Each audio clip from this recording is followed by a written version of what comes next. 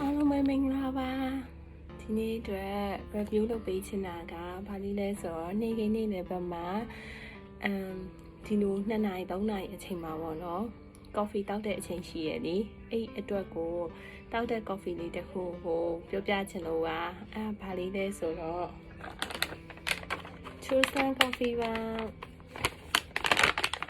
Chosen coffee က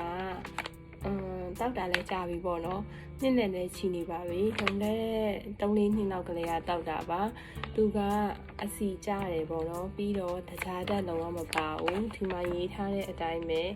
sugar free ပေါ့နော်။ sugar free ပါ။လို့ဆိုတော့သူ့ကိုတောက်ရတာကတခြား coffee မတင်နဲ့မတူဘဲနဲ့အရသာအရန်ထူးခြားပါတယ်။အရသာလေးလေးနက်နက်နဲ့ပြီးတော့ကာဖေတန်လေးနည်းနည်းပိုများရပေါ့နော်နောက်တစ်ခုကသူ့ကိုထားတောက်ပြီးသွားရင်တခြား coffee mate တွေပြန်တောက်ကြည့်တဲ့အခါမှာလုံးဝအရသာမတူတဲ့ဟာကိုရရှိမယ်ပေါ့နော်သူကအနံ့လေးနဲ့အရန်မှုရယ်ဒါကိုတောက်တာဆိုရင်တော်တော်ကြာပြီကြာတဲ့ပြုံမှာအရင်တော့ဆိုရင်ရုံတက်တယ်ပေါ့နော်ရုံတက်ရင်ရုံကိုလည်းဒီ coffee ကိုတနည်းကုန်လုံးဖြော်သွားတယ်ဖြော်သွားရင်ဒီ coffee ကတောက်လိုက်ပြီးသွားရင်အနံ့လေးကမှုေးပြီးတော့သူ့တောက်ပြီးသွားရင်ရေလည်းပိုဝင်တယ်လို့ခံစားရပေါ့နော်သူ့တောက်ပွဲရေပိုတောက်ချင်တယ်ဆိုတော့ရေလည်းတစ်ခါလဲတောက်လို့ပြီးရယ် coffee လည်းတစ်ခါလဲတောက်လို့ပြီးရယ်ပေါ့နော်ပြီးတော့သူ့ကိုတောက်ပြီးသွားရင်စိတ်ကပိုလန်းဆန်းကြည်လင်တယ်လို့ခံစားရတယ်ဒီ coffee လေးပါသူကဒါအထုပ်ကြီးပေါ့နော်အထုပ်ကြီးကိုဒီမှာဝယ်ထားတာဖောက်လိုက်စားအတွင်းထဲမှာဆိုရင်ဘယ်တော့မှမကြံတော့ဘူးဒီမှာဒါလေးပဲကြံတော့ရပေါ့နော်သူကတစ်ထုပ်ဒီလိုအထုပ်ကြီးတစ်ထုပ်မှာ15ထုပ်အသေးလေး15ထုပ်ပါတယ်အသေးလေးဆိုတော့ဒီလိုအသေးလေးပေါ့နော်ဒါကိုတော့coffee တစ်ထုပ်ဆိုရင်ရေကိုဒီလိုခွက်ကလေးနဲ့အပြည့်ထည့်တောက်တယ်ပေါ့နော်ဘူးနဲ့ဆိုရင်လည်းရတယ်ရေနည်းနည်းကြိုက်တဲ့လူကရေနည်းနည်းနဲ့တောက်လို့အဆင်ပြေလို့ရေများများကြိုက်တဲ့လူကဒီလိုတစ်ခွက်တောက်လို့ရတယ်ပြီးတော့ဘူးလေးနဲ့ဆိုလည်းတန့်ဘူးလေး size ကလေးပေါ့နော်အဲ့လိုမျိုးအပြည့်ထည့်တောက်လို့ရတယ်သူကရေဘလောက်ရေများများထည့်လေအရသာရှိရယ်သူများ coffee မင်းတင်နေမတူတဲ့တစ်ချက်ပေါ့နော်အားသာချက်ကဟုတ်ဆိုတော့ဒါလေးကိုဖြောပြမယ်နော်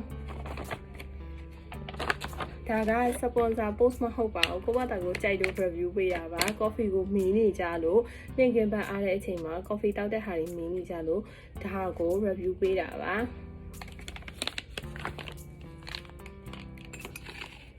ဟုတ်ပြမယ်နော်ဒီကဒီလိုလေးနှက်ဖွင့်လိုက်တာနဲ့ခါလေးရသွားပါပြီခေတ်ကဒီလိုလေးပါပဲအဲ့တော့ရုံးအတွက်လည်းအဆင်ပြေရပေါ့နော်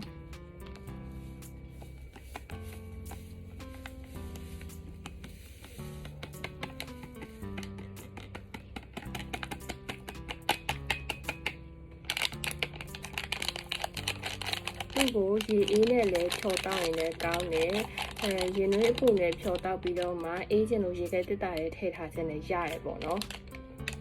ဆိုတော့ချက်ပြပေးမယ်နော်ဒါကခွက်လေးတွေကိုထည့်ထားပြီးသားအနေထားပေါ့နော် coffee မှုန့်မှာအမှုန့်လေးလည်းများပါတယ်အဲဆိုရင်ရေနွေးလေးထည့်ပြီးဖြော်ပြမယ်နော်အခုဆိုရင် coffee တွေကိုရေနွေးလေးထည့်ပြပါတော့မယ်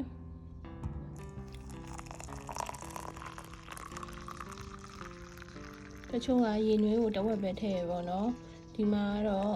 ကိုတောင်းနေကြပုံစံအတိုင်းရေနွေးကိုအပြည့်လေးပဲထည့်ပါမယ်ပြီးရင်တော့အခုလိုမျိုး coffee လေးကိုမှွေလိုက်မယ်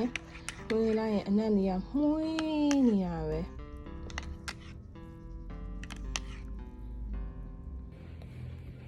ဒါကတော့ဖြော်ပြီးရဲ့အနေထားပါအနံ့အရန်မှွေးတယ်ပေါ့နော်သူ့အနံ့ကိုရရတယ်လူကဆွဲဆောင်မှုအပြည့်ပဲဒီ coffee ကိုပဲအမြဲတမ်းတောက်နေတဲ့အတွက်ကြောင့်လို့ဒီ coffee ကိုပဲညှိုးတာပါဒီ coffee ရဲ့ဒီ coffee ကိုအမြဲတမ်းကျောင်းသွားရင်အရင်တော့ကျောင်းတက်တော့ကလည်းကျောင်းသွားရင်ထည့်သွားရပေါ့နော်ပြီးတော့ကျောင်းပြီးသွားတော့အလုပ်ဝင်တော့လည်းအလုပ်ကိုဒီ coffee ပဲထည့်သွားပါ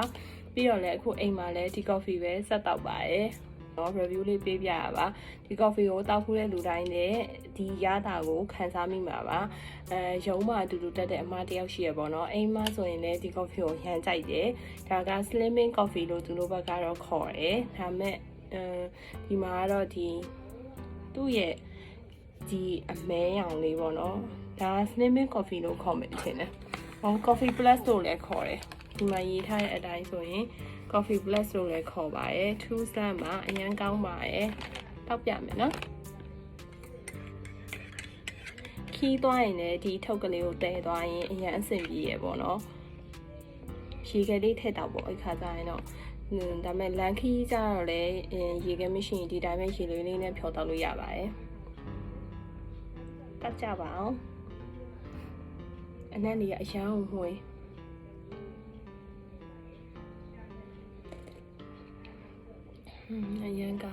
အရန်ကိုကောင်းသူ့ကိုတနေ့မတောက်ရရင်ကိုမနေနိုင်တဲ့မူကလေးဘာနဲ့မှလည်းတော့မရအောင်ရောင်းကောင်းတာပါ